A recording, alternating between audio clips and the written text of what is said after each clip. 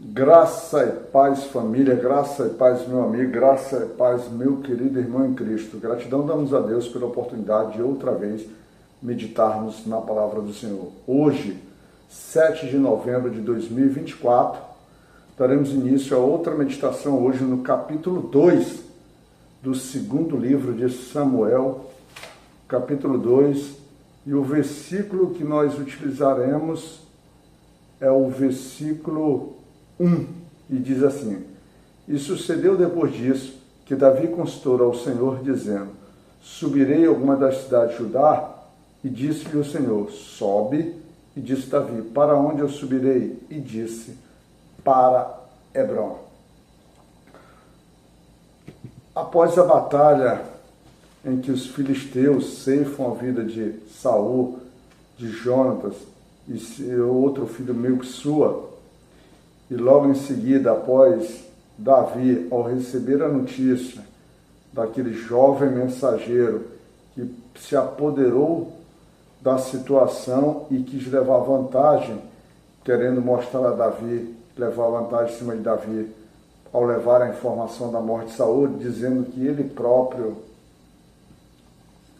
tinha, vamos dizer assim, sido responsável por finalizar o rei Saul, e em consequência disso, o lamento de Davi pela morte tanto de Saul quanto de seu querido irmão Jonas. Ele era tão querido, ele tinha Jonas por tão bem querer, que no versículo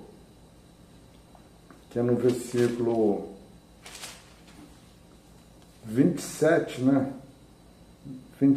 versículo 26 do capítulo 1 do segundo livro de Samuel, ele registrou o seguinte: Angustiado estou por ti, meu irmão Jonatas, quão amabilíssimo me eras, mais maravilhoso me era o teu amor do que o amor das mulheres. E esse tipo de versículo aqui, ele causa grandes discussões, ou, por exemplo, certos grupos utilizam muito isso para poder apresentar uma inclinação de homossexualidade, né? Acho que esse é o termo. Acho que em algum termo usei homossexual, e agora os termos estão sendo, vamos dizer assim, modificados por variações de entendimento, e a gente acaba, vamos dizer assim, para evitar conflitos, se adequando, lembrando que essas adequações devemos tomar muito cuidado para que essas adequações não se representem uma própria afronta à palavra de Deus, certo? Levando com que você tema homens e, vamos dizer assim, afronte a Deus. E a ideia é, entre homens e Deus, sempre que Deus prevaleça sobre o nosso entendimento, sobre nossas ações, sobre nossas atitudes. Então, nós temos o cenário aqui, o cenário é esse. Então, Davi resolve consultar o Senhor para saber o que fazer. E o Senhor manda com que ele vá até Judá. Ao chegar em Judá, o povo de Judá resolve logo reconhecer que Davi é rei, então eles ungem Davi, ou seja, reconhecem, fazem o cerimonial de, vamos dizer assim, de aceitação de Davi como rei deles. E automaticamente levam ao conhecimento de Davi, a Bíblia não estabelece por qual critério, que o povo de Jabes-Gileade foi um povo, vamos dizer, com fidelidade de Saul, e inclusive foram os responsáveis por resgatar o corpo da família de Saul e, por consequência disso, também fazerem o seu sepultamento. A Bíblia não traz os pormenores disso, talvez para mostrar para Davi que aquela cidade era uma cidade fiel a Saul, porque aquela cidade tinha gratidão ao rei Saul. Então, nesse aspecto, Davi se vê, vamos dizer assim, aproveita a situação e agora, como homem de guerra que era, se estabelece como um homem de relações diplomáticas, de aconselhamento, levando-nos numa lição importante, que é importante você, vamos dizer assim, usar a sua capacidade de comunicação para estabelecer paz dentro da sua casa, junto com seus irmãos, para que você possa começar a governar, mas governar com, vamos dizer assim, uma aceitação de vários, para que as coisas possam fluir. Davi, ele não se coloca, vamos dizer assim, distante de Jabes-Gileade, pelo contrário, ele traz Jabes de Gileade para si, ao agradecer Jabes de Gileade pela bondade e generosidade que fez com o rei Saul e a sua família, e informa Jabes de Gileade que a partir daquele momento, após Saul estar morto, Davi agora foi ungido por o rei, e que ele, como rei, olhará de uma forma generosa e bondosa para aquela cidade, trazendo aqueles homens e, por fim, convidando eles a serem valentes por Saul, ou seja, a ser valentes por Davi a partir daquele momento. Então estabelecemos isso. Mas em contrapartida, nós temos Abner, que era comandante do exército de Saul, que inclusive lá naquela passagem em que Davi teve outra vez Saul nas mãos, quando Saul dormia ali no meio dos seus soldados, e que Saul e um outro soldado dele, um outro homem, o acompanhou até o acampamento.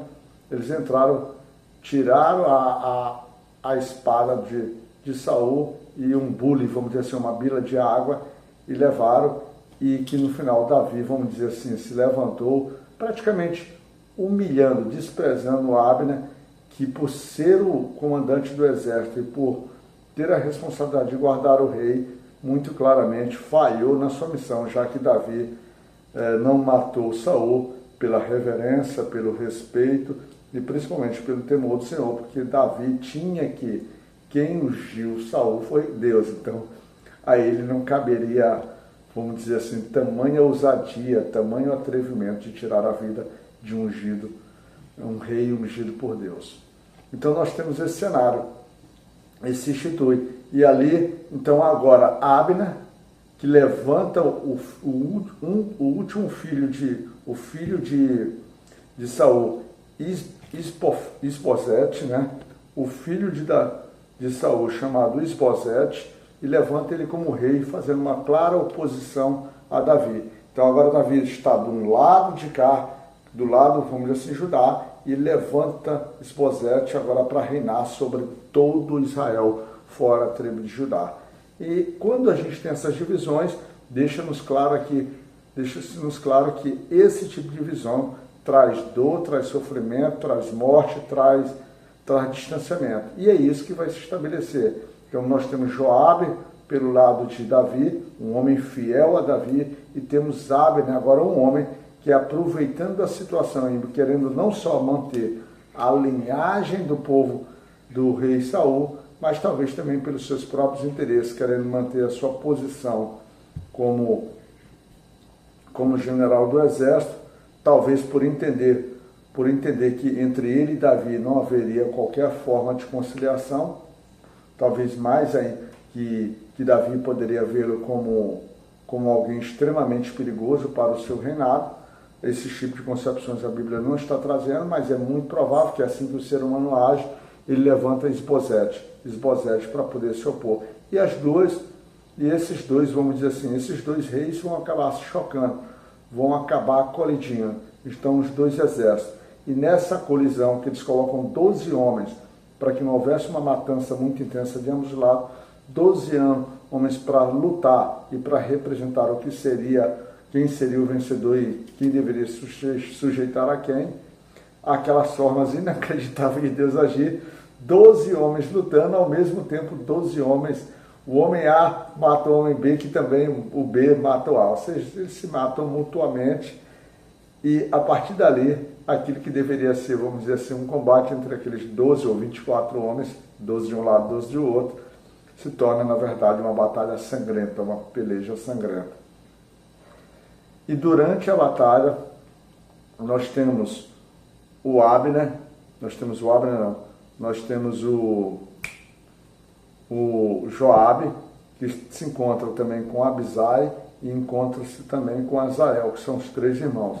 E Azael é destacado aqui na Bíblia, que era um homem ligeiro, resolve, durante o combate que Israel está sendo vencida, ou seja, o exército de Israel, comandado por Abner, está sendo vencido, Abner e seus homens resolvem fugir. E Azael, tido aqui como um homem ligeiro, persegue o Abner.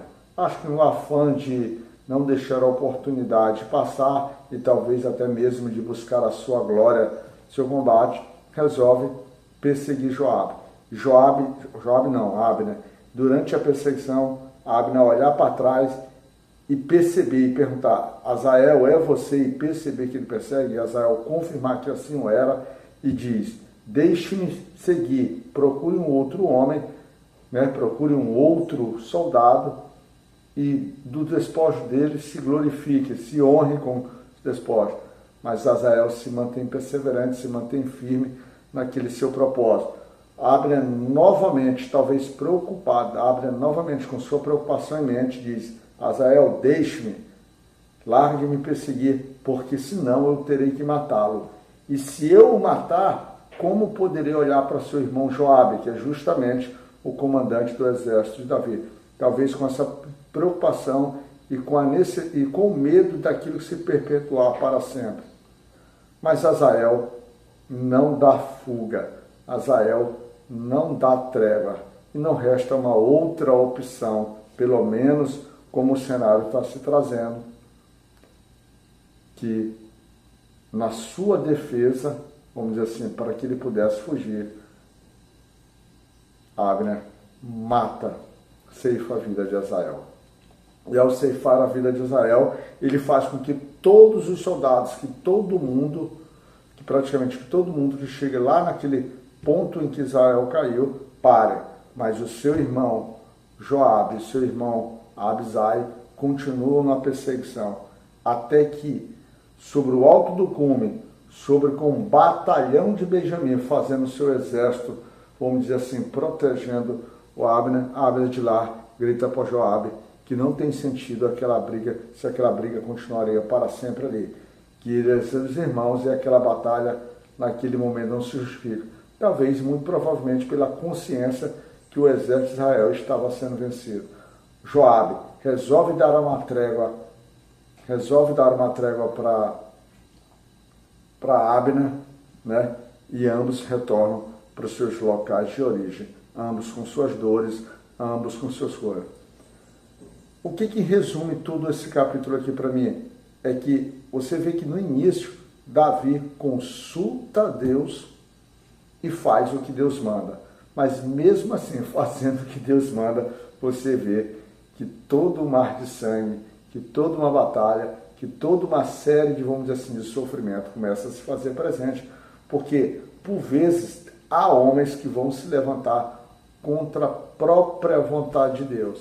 E a partir desse momento, esse Deus, nós, no cumprimento da verdade de Deus e dos seus mandamentos, acabamos encontrando, por exemplo, uma série de desafios, uma série de dificuldades, uma série de lutas. Ou seja, mesmo você cumprindo o que Deus determina para a sua vida, por vezes o inimigo não se entrega de uma forma fácil, e ele se opõe de uma forma feroz, de uma forma, vamos dizer assim, de uma forma marcante, de uma forma intensa, mas que apesar dessa oposição, Deus vai se fazer presente, não tem jeito, e a vontade de Deus vai se fazer presente.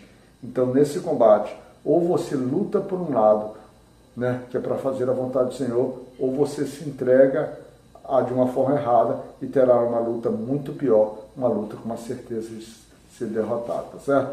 Então, em resumo, nas tuas lutas, nos teus combates, consulte ao Senhor para saber em que tipo de luta, em que tipo de combate. E Davi aqui, quando ele faz essa coisa, me lembra que Abigail, na história de Nabal, lá no capítulo 25 de 1 Samuel, quando ele diz assim, quando Abigail, nos seus conselhos, convencendo Davi para não lutar, para não destruir a sua família, a sua cidade, ela diz assim: tu és um homem que luta a guerra do Senhor. E é isso que nós devemos ter em mente, sempre estar aptos, preparados e com os ouvidos prontos para entender, para ouvir em qual fronte de batalha é e qual a guerra o Senhor nos estabelece para lutar, tá bom? Que Deus e Pai Todo-Poderoso te tome nesse dia, te proteja, e que as guerras que chegarem a ti sejam guerras dele, para que você possa vencer por ele, para ele, porque isso tudo, todas as coisas são assim são para ele. Graça e paz, que Deus te cuide, meu irmão.